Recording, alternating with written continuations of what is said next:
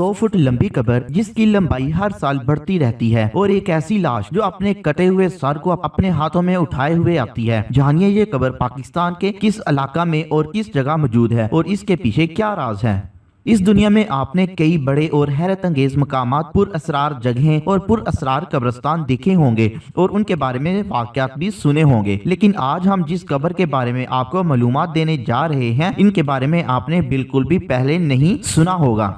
पाकिस्तान के सूबा पंजाब के जिला बखर के करीब एक कब्रिस्तान में एक ऐसी बड़ी हस्ती की कब्र मौजूद है जिसकी लंबाई हर साल बढ़ती रहती है। 100 फुट लंबी और 30 फुट चौड़ी कब्र एक बहुत पुराने पीर साहब की कब्र है जो हर साल लंबी होती रहती है। इस हवाले से पीर असहाब के कब्रिस्तान में मौजूद काम करने वाले शख्स ने डिजिटल पाकिस्तान के चैनल को इंटरव्यू में बहुत कुछ बताया। उन्होंने बताया कि ये कब्र यहाँ तकरीबन 1000 साल से मौजूद है। उन्होंने मजीद बताया कि जहाँ बहुत सारे लोग एक रोज जंग में किसी मजलूमियत की हालत में शहीद हुए थे और इनको हुक्म मिला कि आप हिंदुस्तान चले जाएं और वहाँ अपनी तबलीग को जारी रखें, और फिर इनकी लाशें अपने कटे हुए सर को अपने हाथों में उठाए हुए लेकर आईं और इसलिए इन्हें शहीद भी कहा जाता है और इनको गाजी भी कहा जाता है।